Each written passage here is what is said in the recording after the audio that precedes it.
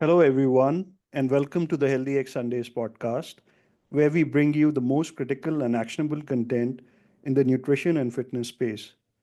Dave from Mind Muscle Pro and myself, Kunal Jain, also known as Veg Diet Coach, are your hosts. Today, we have a very special guest with us. Dr. Mariah Baughn is a highly experienced pathologist and the vice chairperson of the Department of Pathology at Scripps Clinic Medical Group. With extensive experience in hematopathology, anatomic pathology, and surgical pathology, she brings a comprehensive understanding of clinical practice and research. Dr. Bond's work focuses on integrating advanced diagnostic techniques into patient care, informed by her academic background and leadership roles at University of California, San Diego. Today, we'll explore the impact of public policy on disrupting circadian rhythms, a critical yet often overlooked aspect of metabolic health. Thank you, Doctor, for making time for us and welcome. Thank you. So, what inspired you to pursue a career in pathology, and how has your journey shaped your perspective on health? So, in medical school, everything is pretty wide open when you're looking at what specialty to choose. And I was lucky enough to do a pathology rotation, which isn't a required rotation at most schools. But I loved the ability to solve problems. And it was really, you would delve into not just the slide, but what was going on with the patient and everything that they were experiencing and all of their symptoms and how it lined up with what you were seeing. And it was the problem solving was just very appealing to me. I'm a puzzle solver, so that it really just fit my desire of how I wanted to practice medicine, and I went from there. Awesome. So, let's get into circadian rhythm. And can you please define it in simple terms for our audience? Yes. So circadian rhythm, a lot of people think of as your sleep cycle, which is part of the picture, but not the entire picture. Our whole body is actually on a clock. It's about 24 hours, but not exactly 24 hours. So you can get off your clock if you aren't getting the right light exposures, exercise, food, etc. So if you think about other organisms, everything living is on some sort of circadian clock. And the one that we most often can visualize is, say, a flower. It closes up when the sun goes down and it opens back up when the sun comes up. And without the light, its circadian rhythm is completely off. So it's the complete physical, mental, even behavioral changes that any organism experiences over our 24-hour cycle on this earth. It's very much affected by light and dark. But food intake, how much stress we're under, how much physical activity we're under or performing, what kind of social environment we're in, and even temperature can affect our clock. So the circadian rhythm is really the biological rhythm throughout the day of any organism. Right. So, how does circadian rhythm disruption impact health? Well, the first and most obvious is if you have a circadian disruption, you're going to have sleep issues. And everybody knows if you're not sleeping well, you're not feeling well in the short term. But it goes beyond that. When you have sleep issues, what happens is you start to accrue what we call a sleep deficit. So you are short, everybody needs 7 to 9 hours of sleep as an adult, depending on the person. So say you get 6 hours of sleep for a week in a row, you're in a deficit of 1 hour extra every day. So you get this sleep deficit, and that's going to cause you to have excessive sleepiness during the day.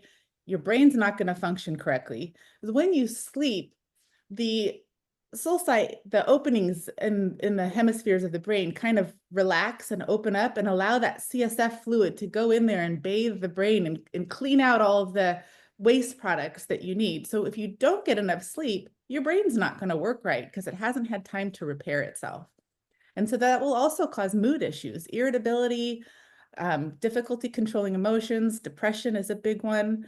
And then there's long-term health risks, which is a really interesting finding. If someone's been chronically sleep deprived over a long period of time, there's increased risks of obesity, diabetes, of course, the mood disorders, depression being more permanent, even addiction. Your body looks to try to make up for what it's losing in sleep with some other substance. Heart disease rates go up, blood pressure problems increase, cancer goes up. In fact, there was a very interesting study done. If you think about our time zones in for example, the United States, we have the time zones aren't perfectly aligned to the longitudes. They're kind of gerrymandered along the edges of states or rivers or whatever people decided. And so sometimes people on the western edge of the time zone are actually in the wrong time zone. They should maybe be into the next time zone west. So they're going to be chronically in the wrong time zone, which we're going to talk about how that causes sleep issues later. But they found there was increased risks of cancers, obesity, heart problems in those cities that were on the western edges of time zones. So it's really, they're kind of living in permanent daylight savings time on those edges, and they're experiencing the sleep disruptions that come along with being in a chronic sleep deficit, and it's making them have a higher risk of disease, which is what I would like to stop. Right. Very interesting. This, since you bring up about daylight saving, so what is your take on this? Like, how should it be? Like, for us in India, it's not a thing. So You for guys our don't audience, have it. we Oh, don't I have should it. move to India. Yeah, so in much of the world, we have this daylight savings where in the fall, we have standard time from in California, it's from November to March, but the month it starts varied. And then in March, we spring forward to daylight savings time. Now, it makes the hour of the day where the sun is highest in the sky shift from noon, which is solar time where it should be during standard time, to 1 p.m. And people think, oh, it's no big deal. It's fine. So right now we switch the clocks back and forth every fall, every spring, and people hate it. It's hard to readjust every time. Your body doesn't like it. In the spring one, when we lose the hour of sleep, there's higher heart attacks, there's more car accidents, everything that you would think of if your brain's not working right and your heart is stressed. And then it kind of goes back to normal for the fall when everybody gets an hour extra, but we want to end the shift. So the big debate in our country is, do we do permanent standard time or do we do permanent daylight savings time? So daylight savings time causes what we call a circadian misalignment, meaning we're not aligning our body clocks to the sun clock. Well, the sun clock is the natural time, right? So our clocks stay with sun time, not with clock time. We force ourselves to be on clock time if we have a job or we have to be at work at a certain time. So people who have any kind of shift work where they have to be at work at a certain time are going to be most affected by these policy changes where the government is setting what time we say the sun rises. So you can see in a human, when you wake up in the morning, the natural light that is produced by the sun at sunrise triggers your brain to start waking up, and you have a natural cortisol rise. Cortisol is a hormone that causes your body to get a boost of energy. And if you have to wake up before sunrise, this doesn't work right. And your body knows it. Your body wants morning light to wake up. So when we go to standard time in the winter, we're allowing the sun to rise at the natural time, and more people can wake up with the sun. If you shift that an hour later, sunrise changes from 7 o'clock to 8 o'clock in some places. Further north you go, the worse it gets. So it could be as late as 9 o'clock in some of our northern states. And kids go to school in the dark. People have to wake up in the dark. People don't wake up right. And you get that circadian misalignment from not having the morning light to start your internal clock going. So what happens is people get into a sleep deficit because you're in this kind of circadian misalignment. You're losing sleep. They've actually done some studies on between standard time and daylight saving time, where when we switch to daylight saving time, an average person who works regular hours, they get about 20 minutes less of sleep per night once we move to daylight savings. And that's even in the spring and summer when there's enough daylight where the sun's still rising. earlier, but it stays up later. So then you can't go to sleep because the sun stays out so late. So it's a whole, I guess, snowball effect. So it makes it harder to sleep in the evening in the summer when it's up so late. It makes it harder to wake in the winter because the sun doesn't rise. And people get less sleep on daylight savings. Then we get into what we call the sleep deficit, right? 20 minutes a day, that's a few hours a week. And so then people start sleeping in on the weekend to make up for all of the sleep they've lost during the week, which we call social jet lag. Everyone knows what jet lag is when you go from country to country in different time zones. The social jet lag is totally inflicted on ourselves from trying to stay on this schedule that our body clocks were not meant to be on. All right. So what are there any arguments in favor of daylight saving? People associate daylight savings with the long days of summer. And so everybody says, I want it to stay light longer. And the misnomer of daylight savings time is that there's actually the same amount of time during the day, no matter what time we say the clock is. In the summer, there's just a lot more daylight to work with because of the way we're tilted towards the sun. And so people like it to get dark later. They like to get home and be able to go outside and either exercise or play with their kids. And I agree, that's great. But when it comes to our circadian rhythms, morning light is much more important for us than evenings, exercise, playtime outside, etc. And so yes, people like daylight savings time because they like those longer days, but your days aren't getting longer in the winter. You're just shifting when you have your darkness. You get the same amount of daylight no matter what time we say the clock is. The sun is the sun, it rises when it rises, it sets when it sets. There's some data from a long time ago in maybe the 70s, 80s that the golf industry and the candy industry and the retail industry, they like daylight savings time because the lighter it stays longer, the more people will play golf, go out to movie or, go out and shop and buy this, that, or the other thing. The kids stay out longer playing and, buying candy or whatever. So there is some sort of economic argument that there's some industries that may benefit from daylight savings.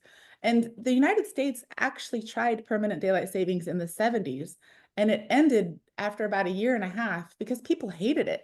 It's a daylight savings, great in the summer. There's plenty of daylight to mess around with. Nobody gets too bent out of shape.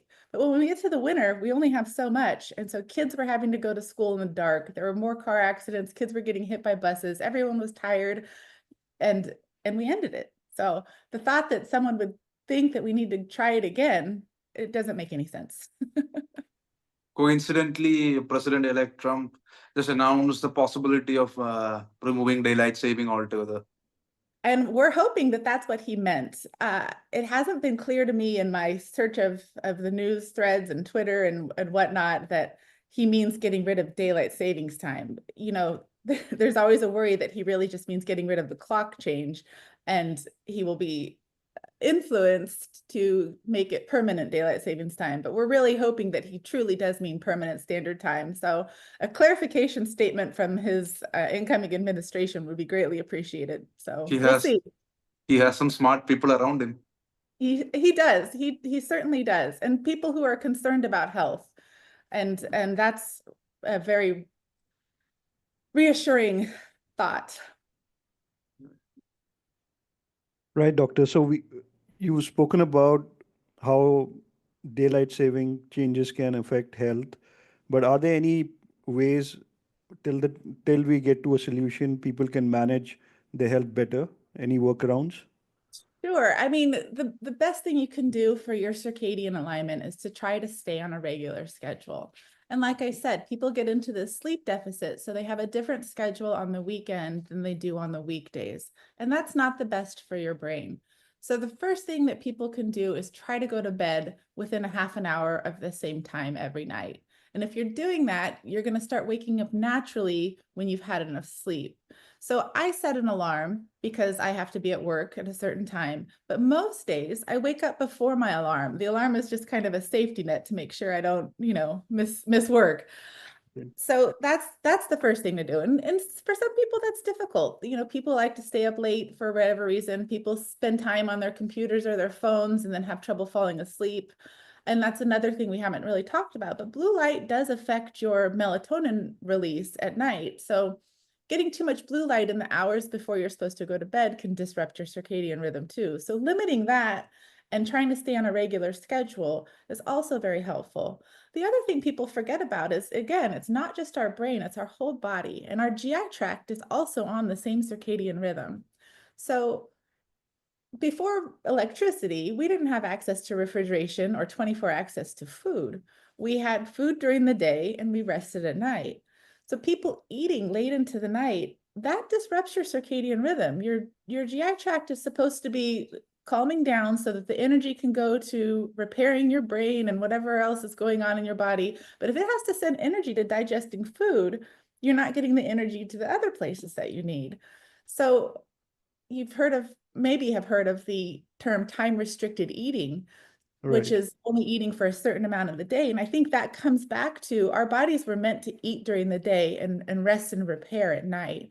So for me, I eat dinner, we're usually done by 7 or 7:30, and I don't eat after that. And then I have breakfast the next day again around 7 or 7:30. So I eat during 12 hours of the day. Some people do less, and that's great for them. But I think eating right before bedtime is another thing you can do to help yourself fall asleep at a better time. And if that means having, you know, a bigger breakfast, bigger lunch, bigger dinner, so you get the same calories in, that's good. And, you know, I read another study where they had mice.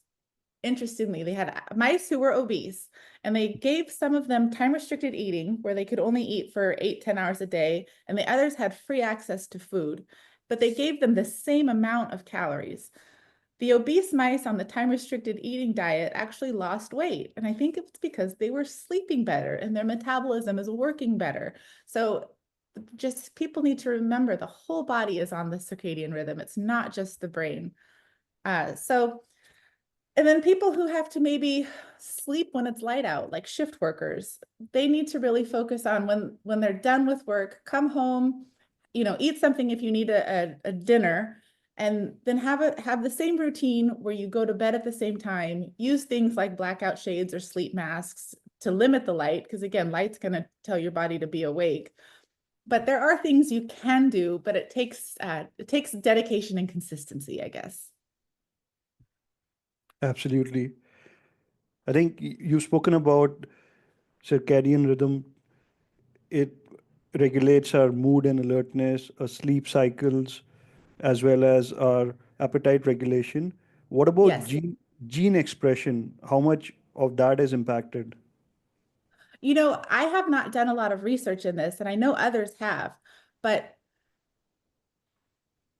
I do think that it affects gene expression from the limited amount I have read on this. And again, it kind of goes to the whole body working together as a whole unit, right?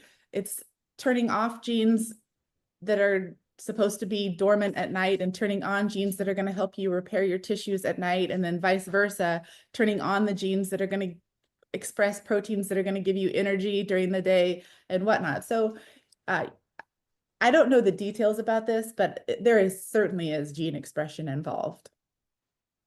Even I think so. And interestingly, in India, we do have a practice where some communities they don't eat dinner after sunset. They restrict the food as soon as the sun goes down. They don't eat, so it kind of syncs with the circadian clock, and it results in like good health. I would be surprised if it didn't. That is probably the most healthy thing you could do is eat with the sun. You know, with our schedules in the summer, that's pretty easy to do, but in the winter, at least here, it's dark by 5 p.m. and I'm not home from work yet, and I'm Right. still hungry. But yes, they are probably more healthy than I am. Right. We are near the equator, so we can manage Right. that. The closer you are to the equator, the least variation you have between the summers and the winters, right? So that would Right. definitely make that easier. So, one of the things that caught my attention related to circadian rhythm was its relation to insulin sensitivity. Yes. And So, yeah, to complete my question, people say, or I've read somewhere that people near the equator are more insulin sensitive because they have longer daylight. I mean, yeah, longer More daylight. consistent daylight, right? And that wouldn't surprise me at all. So insulin sensitivity is affected by so many different things, but being overweight actually causes you to be less insulin sensitive. And anything that is what we consider a marker of bad health usually ties in with being lacking insulin sensitivity. So we had talked about the cortisol before.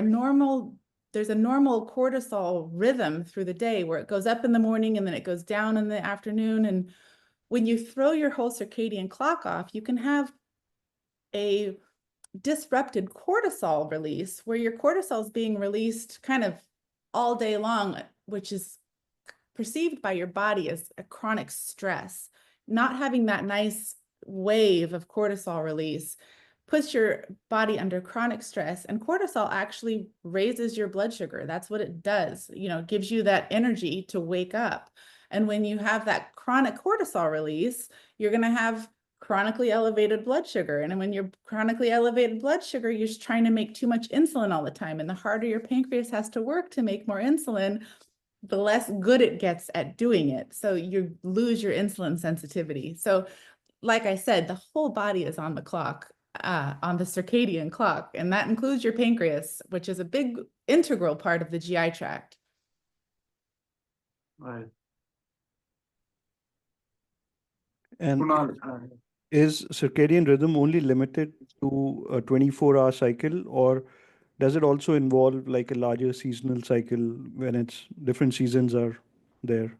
Anything changes? That I suspect it is a season. There is some seasonal component to it. I have not really researched into that or studied it, but I know some of the ancient Ayurvedic processes or groups have basically claimed that, and I wouldn't discount it. I just don't know about it. That's kind of out of my area of expertise, but I should learn about it. Right. yeah, it's actually interesting. So they say, like, as per Ayurvedic practices, they have like different seasons, and each of these seasons have so there are certain seasons where you are like insulin. They don't mention insulin sensitivity, but where you are having less carby food. Certain seasons where you have more fats. So there are seasonal variations. It's a And very that would make interesting. sense. Yeah, no, that would make sense because, again, before we had electricity, your food was restricted to what was available to you at that time of the year, right? Whatever you could hunt or gather for at that time of the year, and different seasons bring different foods. So for that to be built into our circadian clock makes complete sense.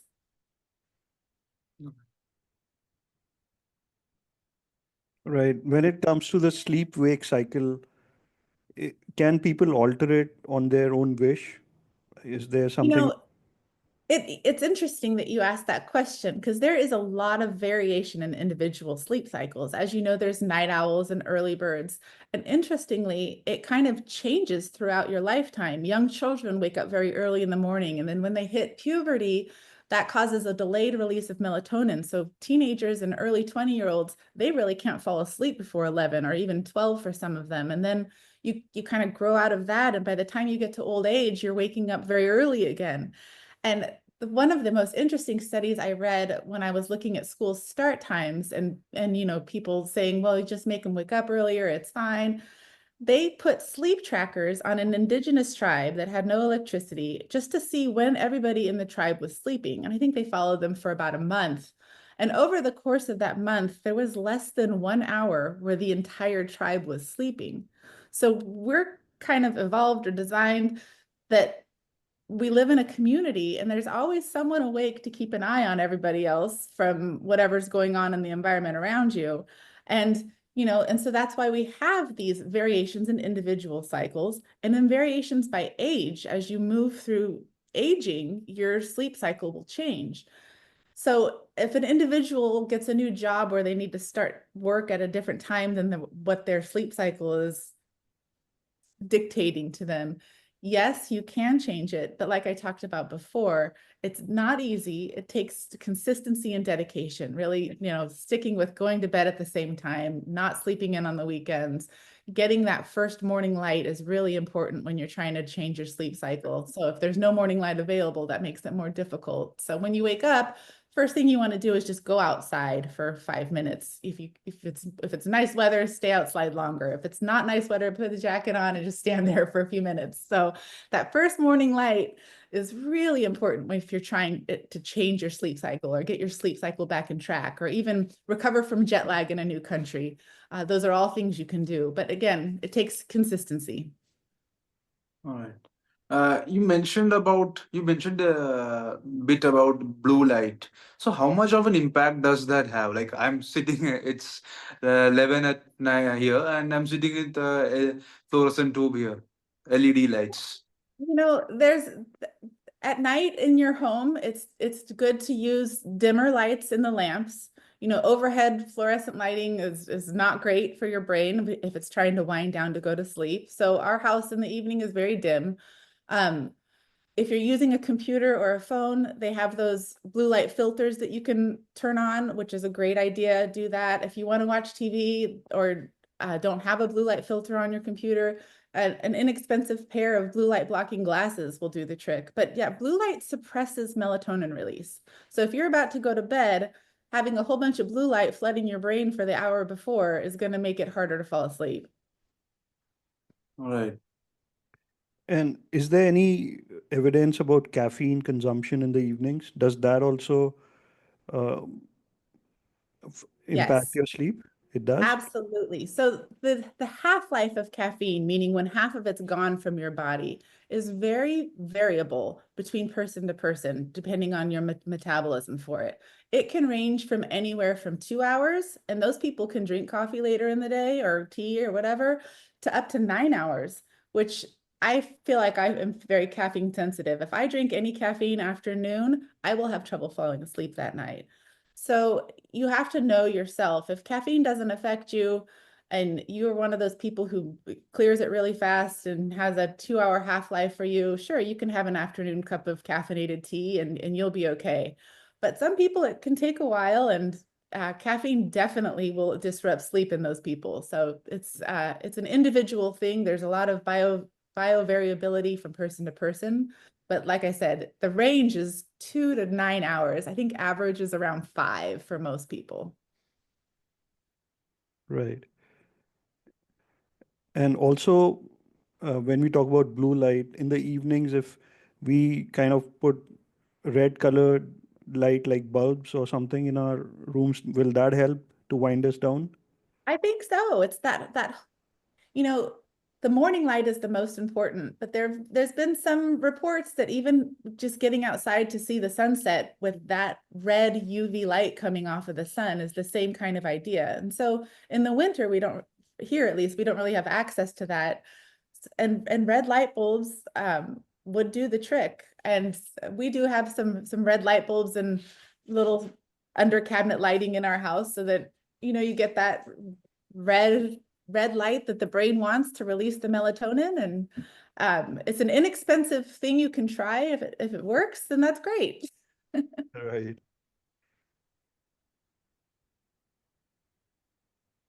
And how does circadian rhythm impact mental health? Are there any instances where it can also cause mental problems? Absolutely. And it all goes back to the circadian rhythm. If you're off your circadian rhythm, if you have jet lag or social jet lag or on permanent daylight savings time or living in the wrong time zone, or you have to go to work at a time that you have to wake in the dark every day, all of those things that can disrupt your circadian rhythm, those things are associated with chronic sleep deficit. And so then your brain isn't going to function right. And that affects your mood. So like I was talking about earlier, when we looked at people living on the western edges of the time zones, there was increased incidence of mood disorders, depression, stress, substance abuse, and something that they can easily track. There was actually increased suicide rates in those communities as well. So throwing off your circadian clock definitely affects your mental health. All right. One of the interesting things we come across with regards to circadian rhythm is its impact on gut health. So, do you think these two things are tied up? Gut health and 100%. Like I've been saying, your whole body is on the circadian clock. And the gut microbiome, those are living organisms also. So they're on a circadian clock. And I wouldn't be surprised if the microbiome gets annoyed when it sees a big bolus of food coming in at 11 p.m. at night, when it's trying to do the things for the rest and repair part of its job. So yes, gut health is part of it. The whole body is on the circadian clock. And we tend to forget that and think it's only the brain health, but really we have to remember the gut.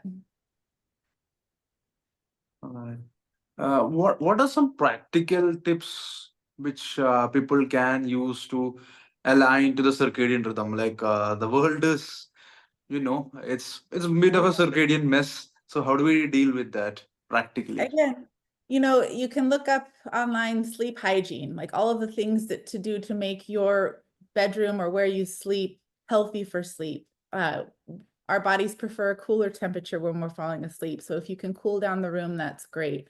The consistent routine is probably one of the biggest things people can do. Keep a regular bedtime and don't do stressful things in the hours before bed. I purposefully, unless I'm taking a call for my job, I don't look at work email after dinner, because you never know when there's going to be some stressful situation that comes up. And then you spend, the first hour of the time in bed thinking about whatever stressful situation you've encountered. So try to not do stressful things right before bed. And if you can do things that help you de-stress before bed, that's even better. Take a warm shower. Taking a warm shower warms your body up, so then it releases the heat and actually cools you down, which is how your body wants to be, why you want the cooler room. So it relaxes you, cools you off after the shower, gets you in that mindset that your body can release the melatonin and put you to sleep. So regular routine, don't do stressful things, have a de-stress routine at bedtime. And again, getting that bright light exposure in the morning, especially within the first 30 minutes of waking up, I think it's really underestimated how much that can help people. And again, we talked about it before, food and activity. Don't exercise right before bed. Don't eat right before bed. All of the things that are going to get your heart rate up, don't do that right before bed. Do things that are going to help calm you down. And limit the caffeine if you're someone who's caffeine sensitive. I think if people have a regular routine, have good sleep hygiene, limit the blue light, use a sleep mask if it's still light outside when you need to go to bed. People in Alaska in the summer, it only gets dark for a half an hour. So they're going to have to buy some blackout blinds or a really good sleep mask. So there are things you can do, but again, consistency is the key. All right. So if you had to say what would be the best time to consume food, is there a time you can say? Like most people believe breakfast is the most ideal time. Breakfast is the most important meal of the day. That's a thought people have in their minds. So Yeah, what is your opinion? I don't know if breakfast is truly the most important meal of the day. I think getting the right amount of calories during the day is the most important thing, and healthy calories, of course. I think eating with daylight. So that would be a great place to start. If you eat during daylight hours, that is going to be the best for your circadian clock. And for some people, they want breakfast to kind of help them wake up, and it's part of their routine. And if that works for them, that's great. But I suspect if you wake up and spend some time before you ate breakfast, that might be the most natural thing. If you think about the hunter-gatherer societies before modern times, when they woke up, the food wasn't sitting there ready for them. They had to wake up and go get it. So it was probably at least an hour before they ate. So just thinking of how our bodies were meant to work, that probably would make sense. You are into, I believe you are into diabetes treatment as well. Actually, yes, I am a type 1 diabetic. So I have been a diabetic since I was 8 years old, and I have been on insulin since that time. So I know probably more about diabetes than most. Right. So my question was, do you think the circadian disruption is also one of the reasons why people are more prone to insulin resistance and type 2 diabetes? Oh, absolutely. Like we had talked about before, having the disruption to your circadian rhythm kind of throws everything off, and it throws your cortisol rhythm off, which is going to throw your insulin secretion off. And the harder your pancreas has to work, the less good it gets at secreting the insulin. And so that is all, those are all things that contribute to insulin resistance. And then people gain weight, and that actually snowballs on top of the insulin resistance. The more weight you gain, especially central weight in the abdomen, that is going to increase your insulin resistance. And so it is definitely intertwined with insulin resistance. Right. So coincidentally, we had another type 1 diabetic as a guest yesterday, Mr. Dr. Andrew Kotnick. Oh, that's very interesting. Very interesting.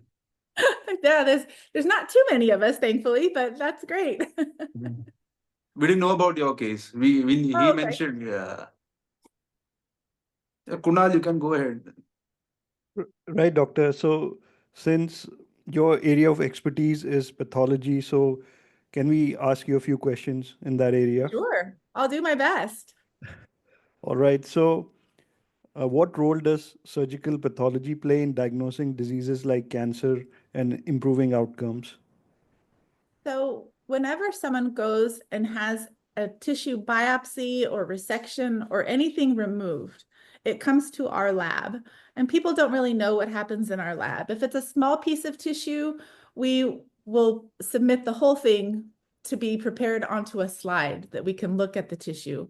If it's a large resection, the pathologist will look and select the tissues that we think are the most important, which is part of our training to know what that is. And those will go onto slides. So then the tissue processes overnight. We have they're called histotechnologists who cut the slides. Then the next day the slides come out and we look at them.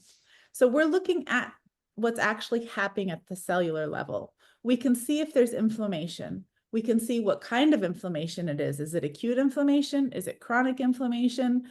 We can see if there are atypical cells that are on their way to becoming cancer, or if there is cancer.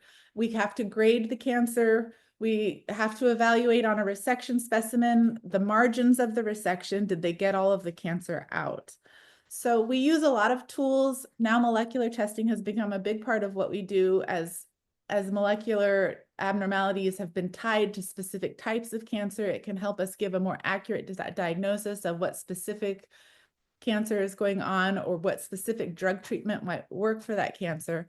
So having an accurate pathology diagnosis really helps direct the treatment that the clinical physicians are going to give to that patient. Right. And how should patients prepare for a biopsy? Are there any steps, guidelines? Sure. And it depends on what's getting biopsied. If you're getting a skin biopsy, you can just go in, they'll inject a little lidocaine so it doesn't hurt, and they'll shave a piece of skin off or punch a piece of skin out. If it's a colonoscopy, you have to do the whole GI cleanse to make sure that there's no fecal matter obscuring their view so they can take the appropriate biopsies. If you're having a cancer resection, you're going to have to be NPO, or nothing per oral, nothing by mouth. You can't eat under general anesthesia, or you have risk of aspirating when you're under. So you have to really talk to the doctor who's doing the procedure of what they need from you to prepare. I would say that with electronic medical records now, our reports are getting distributed to the patient right away.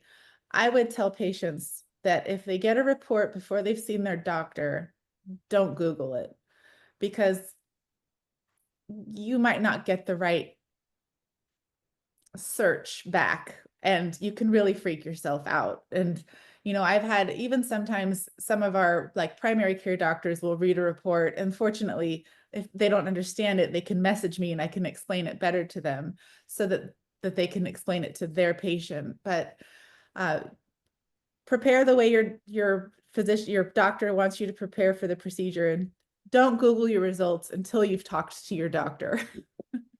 I agree.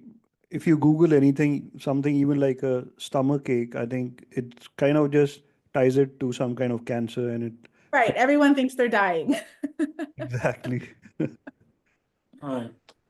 Uh, so we, pretty much everything is AI these days. There's a new AI app coming every other day. That's Uh, true. yeah. So how has this made any changes to the pathology? Like, has diagnosis become better, or it's still in the uh, earlier stages? It's still in the earliest stages with regard to pathology. We're not using it in our day-to-day routine. I will tell you the one AI thing that is helpful is the app Perplexity. It gives me, if I'm looking for a paper on something, it gives me the fastest route to find the papers that I need for assisting in unusual diagnoses, or, like I'll see something on a slide that doesn't quite make sense, and I'll check it, has this been seen before? Because that can help me when I'm writing my report. And the AI has actually been the fastest route for me to find papers, which that's about where I'm at with it. Uh, so I think I believe you specialize in blood-related pathology. Yes. Right. So what are the common issues you see? Like common issues do you see like in pathology when you find somebody's reports and all that? What do you see commonly is off? So I look at peripheral blood smears, I look at bone marrows, I look at lymph node biopsies, and really still to this day, the common things are common. One of the most common things we see in people over 60 is what's called chronic lymphocytic leukemia, where you have too many circulating lymphocytes. It's a low grade. You don't need to treat it until the lymphocytes either get too high or it starts causing anemia or low platelets. So yeah, the common things are common, and fortunately the rare things are still rare. So what I wanted to ask, if you don't mind, is have you seen any change since COVID? I would, I work at a busy cancer center, and so we've always been very busy, and we have fluctuations throughout the year. Like things slow down in the summer because people are on vacation and not getting biopsies done, and then things speed up at the end of the year because in this country everyone's met their insurance deductibles, so they're getting all of their biopsies done right now. Overall, there hasn't been a huge shift. There's been some talk that we're seeing a little bit of a younger shift in some of our malignant diagnoses, but nothing that I could say for sure. Right. Right, doctor. So in terms of genetics and epigenetics, how much of a role they play when you diagnose cancer? Is there any relation there? Absolutely, especially the molecular studies that check for genetic abnormalities in leukemia and lymphoma, especially because blood is easy to get, right? It's an easy sample to get. So leukemias in particular, we have started to become very good at detecting which alterations are causing different types of leukemias. So for all of our cases of what's called myelodysplasia, which is when your bone marrow is not correctly producing your precursors for your blood, those all get sent for genetic testing. All of our acute leukemias get sent for genetic testing so that we can identify the exact mutations that are occurring, because there are some drugs that can be targeted to those mutations. Some of the mutations will actually define the disease. If you have this mutation, you have this type of leukemia.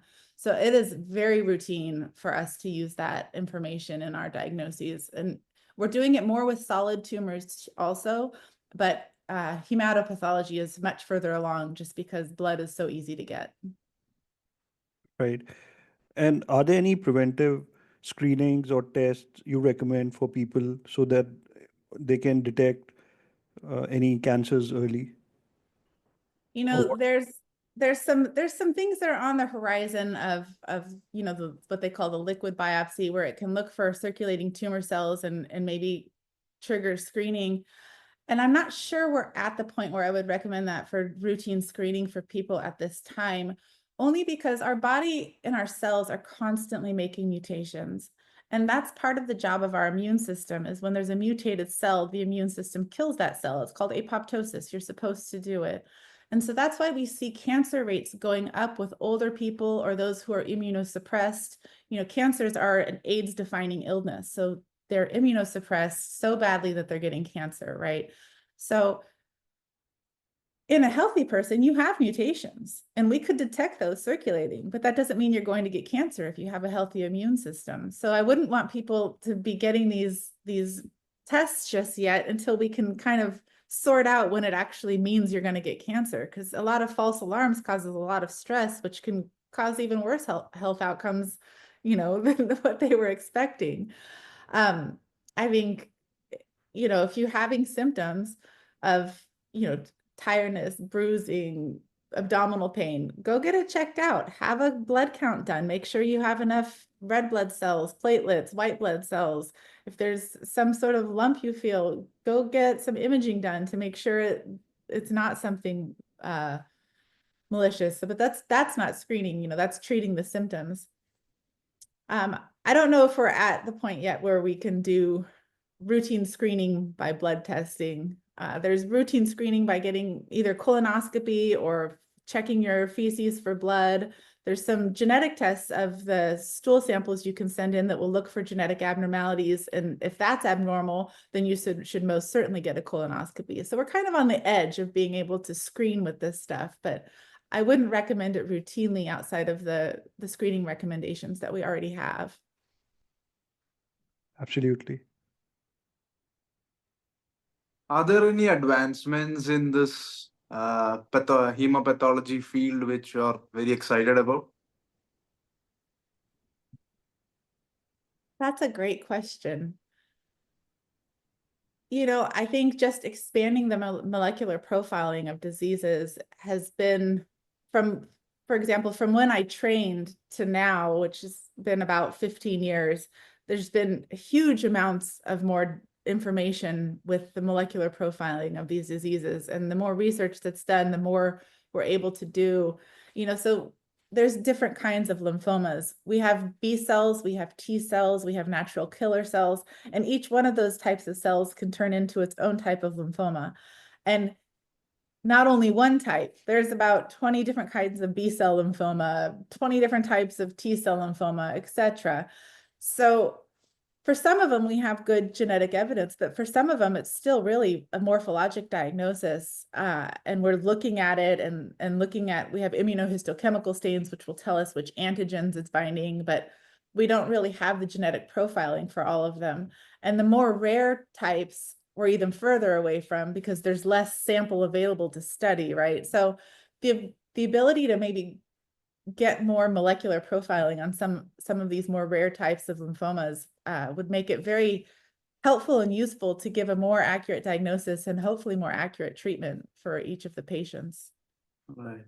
So one final question from me, which I asked Dr. Andrew yesterday. So since the time you were diagnosed with type 1 diabetes, like, and I believe you are on a very low carb keto diet sort of thing. That's correct. So how did you go into that? How did you find about this very low carb diet? Because it's not the common thing which people do. It is not, you know, and in fact, I will tell you, growing up, they told me I had to eat carbs, and the standard diet was to eat 60 carbs per meal, which, you know, there was no continuous blood glucose monitors back then. In fact, in the beginning, there wasn't even finger stick blood sugar testers. It was all urinalysis. And so you could kind of see the range your blood sugar was in 2 hours ago from the urine. Finger stick blood glucose helped, but they're still telling us, you know, 60 carbs per meal, and then have 2 or 3 snacks through the day that are each 15 carbs. And we weren't on insulin pumps, we were on injections because that's all there was. And so our hemoglobin A1Cs were very high, you know, at 7s and 8s. And their whole goal was to make sure our blood sugar didn't get low, because that can actually kill you immediately. And that was the only tools that we had. So at that time, maybe it wasn't safe to be low carb, because getting a low blood sugar while you're shifting to a low carb diet with your insulin could possibly have been dangerous. But now with the invention of the continuous blood glucose monitor, I get a blood sugar reading every 5 minutes. And so I can see what carbs do to me. And I can see that if I try to take a lot of insulin for a lot of carbs, almost never do those match up.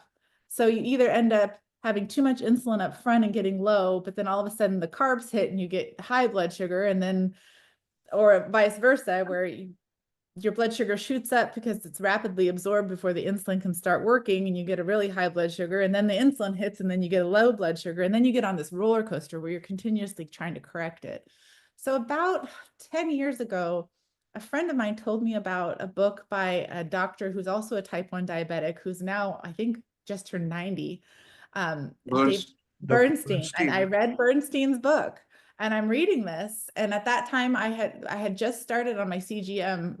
About around that time, it was when the Dexcoms were starting to become reliable. And I was like, you know what, I'm going to give this a try. And I was always able to keep my A1Cs in the mid 6s, which, all of my doctors say that's excellent control, but it's really not. Your body doesn't want to have that chronic high blood sugar all the time.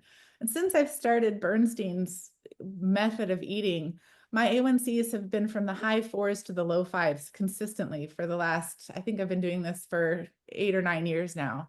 And I feel better. I don't have the roller coasters. There's still good days and bad days because hormones and illness can throw things off. But for the most part, my blood sugars are pretty steady. And it's people, I have a lot of type 1 friends, and I preach it to them all the time, but people are addicted to carbs. I will just say that. Convincing my friends to cut back on the carbs it's been rough. Very few will take me up on the coaching offer. Right. Right. I think just one last question from me is, cancer is now considered a metabolic disease, but we also know it has genetic background. So Yeah. for us, what do we make of it? We see that in particular with breast cancer, with the genetic breast cancer genes that we can see, especially in the Ashkenazi Jewish populations. But, I think if you have family history of cancer, your chance of cancer is higher. And there are you can go see a genetic counselor and get tested for these things if you have strong family history of cancer. If you don't have a strong family history, and even if you do, I think doing the things in your life to keep your immune system strong, that's going to keep the cancer at bay. And I'm optimizing your health for a healthy immune system, healthy metabolism, healthy weight, healthy sleep cycle. Like, again, when you're sleeping, your body's repairing itself. And that's the time when your cells are going through finding all those mutant cells that happen from your environmental exposures and knocking them out. And if you're not sleeping well and your immune system's not working, that's going to increase your risk for cancer, right? Right. I think any other question, Dave, you have? Nothing as such. Yeah, I just thought of one thing. I just heard about something called circadian medicine, where meds are prescribed in alignment with circadian rhythm. That's something I interestingly read about. So I just want to you have any insights on the same? I have a lot of colleagues who are sleep physicians, and in general, they will prescribe sleep medicines for people who have complete circadian disruption and have tried everything and can't sleep. But those medicines aren't naturally putting your body to sleep. And I would say if you can avoid prescription medications, especially for sleep, you're probably going to be better off. But I don't know enough about the pharmaceuticals. As a pathologist, I don't prescribe, and I try to stay off of prescriptions. The only prescription I take is insulin because that's required for me. But that field exists, and it does help some people. But I think for the vast majority of the population, doing natural things to get your body on rhythm is probably the healthiest way to go. All right. I think with that we'll wind up our podcast. So thank you, Dr. Baughn, for sharing such wonderful insights. Thank you for having me. It was a pleasure. It honor for us to have to have you with us. And thank you so much. Thank you guys both. I appreciate it. And hope daylight savings are off for good. Ah, yes, we would. That would make my year. Well, Right, take care. have a great sleep tonight. I know you guys are approaching bedtime. Thank you.